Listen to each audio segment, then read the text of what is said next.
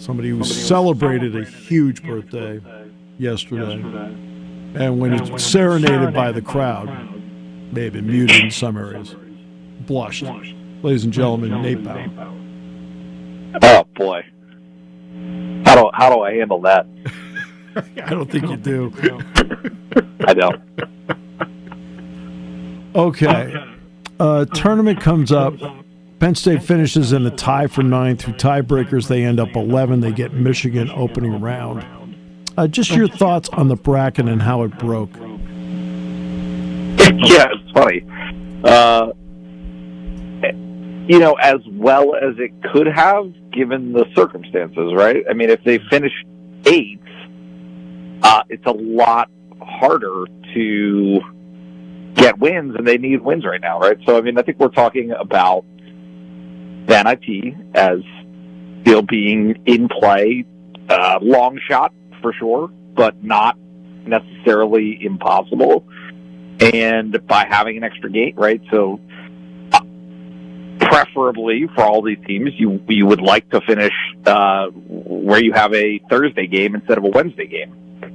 But by having a Wednesday game against a team in Michigan that Penn State has beaten before, with the winner playing Indiana, who Penn State has beaten twice this season, and the winner of that game playing Nebraska, who is, a little hot and cold, specifically away from their home court, Penn State's got to be pretty happy, honestly. I think certainly it is now a situation for Penn State where, look, they're 15-16 overall for the season. They are 9-11 in the Big Ten. If you can even it up, right, get to 500 with a win on Wednesday night, get a win maybe the next night, right, on Thursday. You see where the chips fall, right? I mean, if you're 500 at the end of all of this with a decent, right, 11 wins against Big Ten competition, which is where they would be if they got to Friday, you could probably make a pretty good case that Penn State belongs in that postseason tournament. All right, so now let's get where the team is right now. What do you see in Penn State now compared to about a month ago? Yeah, that's a great question. We try only to ask good ones. We only try to ask good ones. Yeah, well, I could always count on you for those. I think certainly Ace is more consistent, right? That is what stands out to me, right? Is there you had, whether anybody was willing to talk about it or speak openly about it or not, it didn't really change the reality that Ace Baldwin and Kanye Clary were overlapping, right? There was some redundancy there, and it ended up, I think, hurting both players to a certain extent.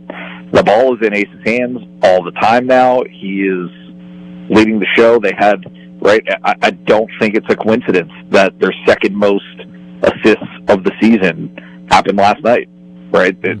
He shared the ball. He's distributing. They're making some three-pointers. Certainly last night wasn't the best example of that. They hit 30% last night, but it ended up being, to me, the story of the game, right? They made 2 in the first half. They made 4 in the second. And in the second half, it was a Ray Q. Mitchell three-pointer that kind of set off the string that allowed them to take, what was it, Steve, a 5-point lead maybe, and turn it into 15. Yeah, a 5-point lead. That's the one that went around so many times that the crowd, instead of being excited, seemed to be relieved. Yeah, just make a decision, right? So yeah, it is certainly a, like, I don't want to overreact to a win because this is a team that just lost the prior 2, one in devastating fashion, right? Puff Johnson spoke to the media today and acknowledged, he was like, it felt like we were up by 30, is what he said, in that Minnesota game, and they lost it, and it was a deflating experience to come out of that game. But they keep going. I mean, that like, of anything that I'm going to draw from this season with this team is there have been lots and lots of opportunities for these guys to pack it in, right? And you would not have blamed them. Certainly, it would have been disappointing to Penn State fans, but just the bringing in so many different new faces, you've got competing agendas. It's like that's reality. That's the reality of a college basketball locker room. And for those guys to, and obviously led by Mike Rhodes, for those guys to stick it out and continue to keep competing and keep playing hard and, put themselves in the position that they're in now, I think it speaks very highly of what they've been able to do this season. Well, I'll talk about the Ace Kanye dynamic for a moment. I mean, I'm not afraid to talk about this stuff. I mean, I'll tell you exactly what I said openly on the broadcast. I mean, I've had the privilege of watching some really good college point guards on opposing teams and really good ones at Penn State. I mean, so I've seen both. I mean, look, Danny Earl was terrific. Taylor Battle, Joe Crispin, Freddie Barnes that nobody ever talks about, Tommy Wilkinson, all the way back to the current guys, the way they played. All right? And Jalen Pickett, obviously. Ace has the ability, not perfect, but most of the time, like the other really good ones here, to read the room. And that was always my criticism of Kanye Clary. And I said it on the broadcast several times. Dick, he's got to be able to read the room better. When Ace is out there, he reads the room. He understands who's hot, who's not, where to go, where not to go. Yep. And to be fair, and this is I don't know the shame of it. I don't know what the right descriptor is, but Kanye did read the room in the first month of the season when everybody else was bad. Right, there was a lot of bad basketball, and there were some moments where he needed to put that team on his back, and he did. Right. However, right, it didn't stay that way. Right, like some of those other guys needed opportunities. Puff, Zach Hicks, they needed opportunities to get themselves out of some of the funks that they were in, and Ace. Let's be blunt about this. Is a much more willing teammate, right? He is a much more willing distributor of the basketball. The ball doesn't stick in his hands the way that it does with Kanye. And for Kanye's sake, hopefully he finds a spot next year. I hope so too. I hope so too, because he's very good when he knows he's the number one option out there. It's just when there are other options out there, that's the reading the room part. You have to understand what's the best option. And he, at maybe maturity, whatever, was not there yet. But when he's the number one option, he knows it. Yep. And look, there is a reality that when Penn State started to play better in his absence during the concussion injury, his recovery time from that, right, that's when Hicks started to go. That's when some of these other guys started to assert themselves a little bit and had some of that success. It's interesting because last night I think about Ace's game, and I actually thought his shot selection wasn't great at times. Right. Right. Yep. And you can always quibble, but of the season, just offhand, I wouldn't put it as one of his even top half of the year. His shooting selection. Right. However, he had 11 assists. Yep. Right? If you've got 11 assists and he's got 5 rebounds, right? I mean that you can. There are ways that he can help that end up right manifesting themselves, and you see it with when Mike Rhodes said it after the game. He said, they're playing the right way. The ball gets hot. You've got 18 assists on 30 made baskets. That's right. He likes that. He likes that. That's the style that Mike Rhodes wants to have, and certainly I think they're hoping that they can continue that this week. Well, but every coach wants that. Every coach wants a high assist. That means, and I'll tell you the part that doesn't get talked about, and because I don't know how deep a dive this would be, but the number of hockey assists that happen. That second assist that leads to an assist that leads to a basket. I mean, that's what, every coach loves that because you're making other people move and you're getting the best shot. Yeah, and to be honest with you, I will give, because I'm reflecting on it now, but I will give Mike Rhodes a bunch of credit for, I asked him in maybe late November, early December, something about assists on made baskets, right? Whether or not that was a ratio he was comfortable with, because it was a vast departure. Even then, it was a vast departure from what he had at VCU, and he really swallowed it. Honestly, he said, well, look, when you got guys like Ace and Kanye specifically that can put guys in a blender and get you buckets off the dribble by themselves, that they can create for themselves. And obviously he was speaking primarily about Kanye, right? He was publicly willing to take a brand of basketball that wasn't what he prefers, right? That wasn't what he gravitates towards.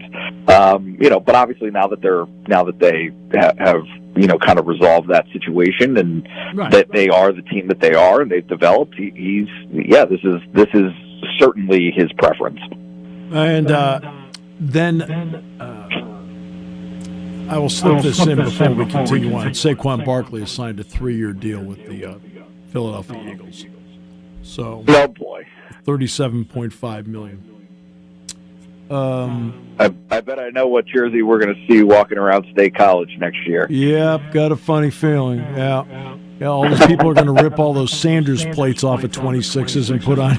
Okay. There we go. That's right. Yeah. Now they get to the tournament. Qudus Wahab.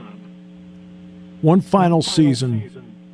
What did you see from day one to what you saw in the last month of the season from him that really impressed you? Yeah, it's funny. Before the season, right, over the summer when he decided to sign on at Penn State, I had some friends who had watched it, right, much more aware of him in his time at Georgetown and Maryland, and basically the rap was this kid is a black hole, right? So he will do some things for you, but when the ball gets to him in the paint, it ain't coming out. Yep. And that has changed. That has changed. He is a more willing passer. He had 2 assists last night.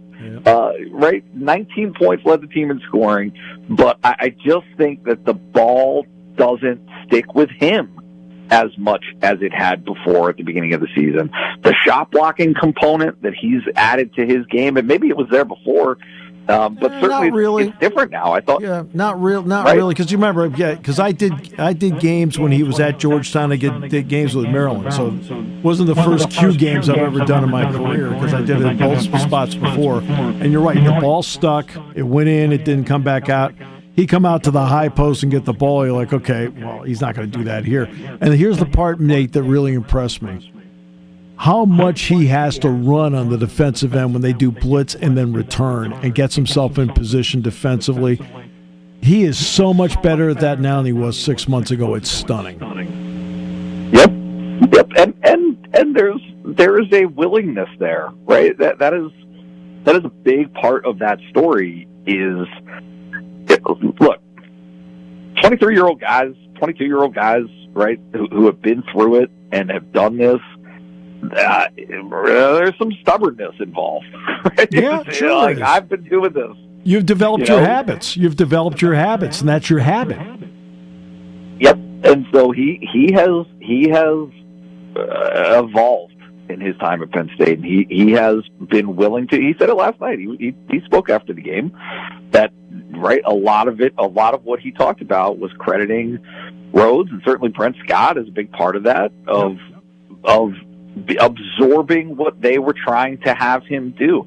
This is I mean, it's kind of the underlying story of this season for this basketball team is that, forget just the moments where they could have packed it in, but I'm saying just in general, it is easy to buy into a vision of what you can be, right? And when things are going well, that's great, right?